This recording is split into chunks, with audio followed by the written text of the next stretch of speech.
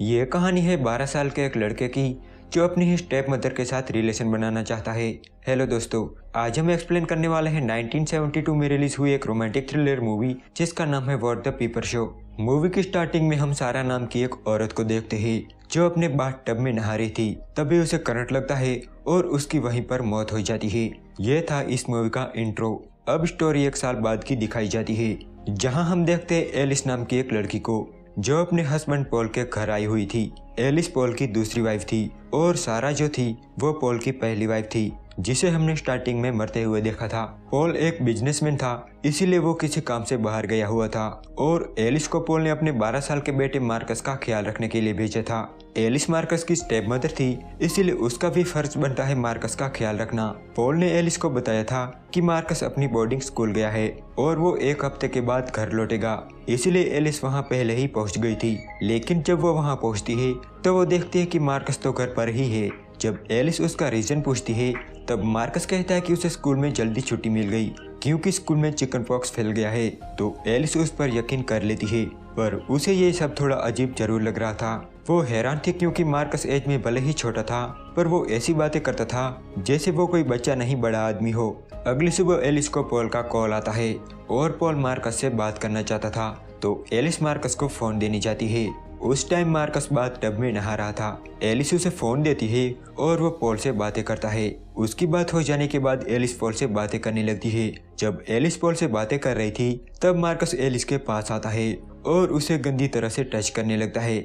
Marcus का ऐसा behaviour देख के एलिस हैरान हो जाती है, साथ ही उसे गुस्सा भी आता है, पर वो उसे बिना कुछ कहे वहाँ से चली जाती है। जैसे जैसे टाइम बीतता है हमें पता चलता है कि मार्कस का कोई दोस्त नहीं है, साथ ही मार्कस एक बिगड़ा हुआ लड़का होता है।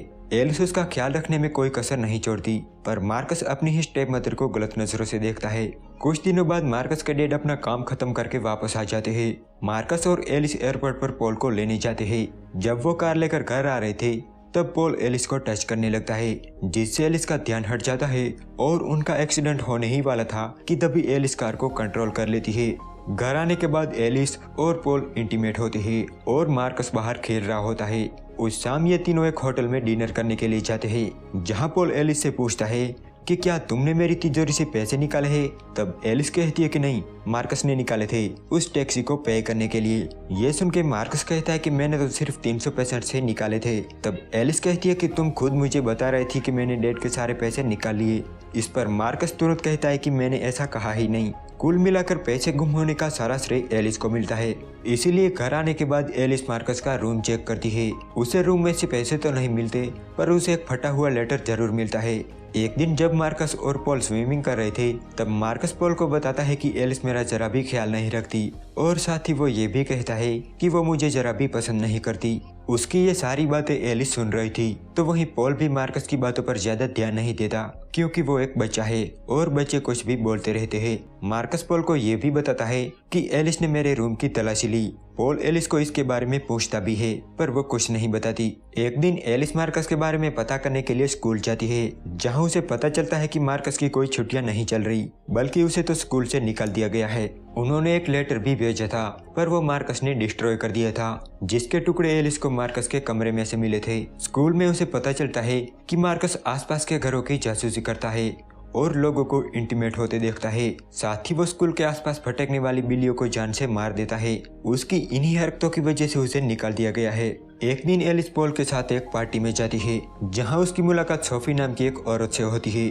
वो बताती है कि सारा मेरी फ्रेंड थी और उसकी बाथ टब में डूबने से मौत हो गई थी। अब एलिस को ये लगने लगा था कि मार्कस ने ही सारा को मारा था। एलिस ये सब पॉल को समझाने की कोशिश भी करती है। वो उसे मार्कस के बारे में भी बताती है पर पॉल उसका यकीन नहीं करता। उल्टा उन दोनों की बहस हो जाती है। एक रात एलिस किसी काम से ऊपर वाले स्टोर पर जाती है। तभी वो देखती है कि उसके बेडरूम की छत पर एक हॉल है जिससे उनका बेड दिखाई देता है। ये देख के उसे तुरंत मार्कस का ख्याल आता है और उसे पता चल जाता है कि मार्कस उन दोनों को इंटीमेट होते देखता है। तो एलिस तुरंत मार्कस के पास जाती है और उससे पूछती है कि वो उन दोनों को क्यों देखता है। तब मार्कस कहता है कि मुझे ये सब करना बहुत अच्छा लगता है। एलिस उसे पूछती है कि क्या वो सारा को भी इसी तरह देखता था। तब मार्कस कहता है कि सारा को देखने में उसे मजा नहीं आता था। वो कहता है कि वो तुम्हारी तरह हॉट नहीं थी। अब यहाँ एलिस मार्कस से पूछती है कि सारा की मौत कैसे हुई। तो मार्कस कहता है कि उसे दिल का दौरा पड़ा था। ये सुन के एलिस कहती है कि तुम झूठ बोल रहे हो, उसकी मौत करंट लगने से हुई थी। एलिस उसे कहती है कि तुम बहुत कुछ जानते हो पर तुम मुझे बता नहीं रहे। इस पर मार्कस कहता है कि मैं ये सब तुम्हें क्यों बताऊं, मुझे इसमें क्या मिलेगा।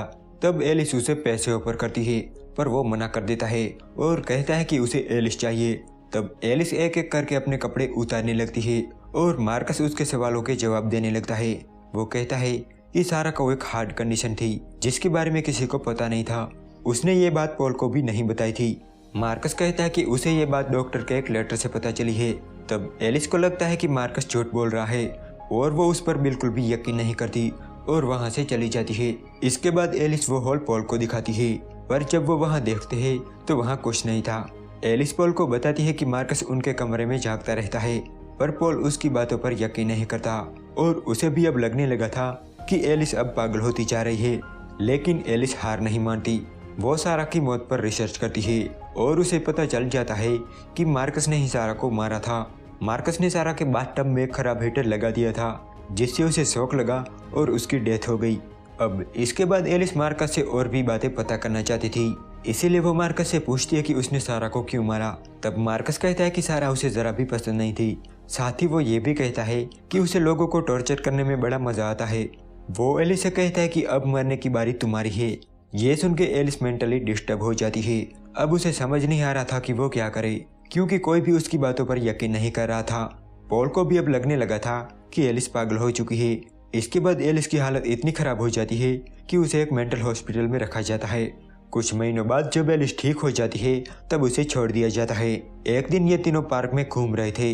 पॉल और एलिस बातें कर रहे थे और मार्कस अपने डॉग के साथ खेल रहा था। कुछ देर बाद एलिस और मार्कस मिलते हैं और सारा की मौत पर बातें करने लगते हैं। मार्कस एलिस से कहता है कि अब वो उसको नहीं मारेगा क्योंकि वो अब उसे पसंद करने लगा था। एलिस भी उसके साथ अजीब अजीब बातें करने लगती है और मार्कस को बताती है कि वो लोग पॉल को मारकर कहीं दूर भाग जाएंगे और एलिस मार्कस को एक किस भी करती है। इसके बाद एलिस को रोड पर एक तेजी से आती कार दिखाई देती है। ये देख के एलिस डॉग के टॉय को रोड पर फेंकती है।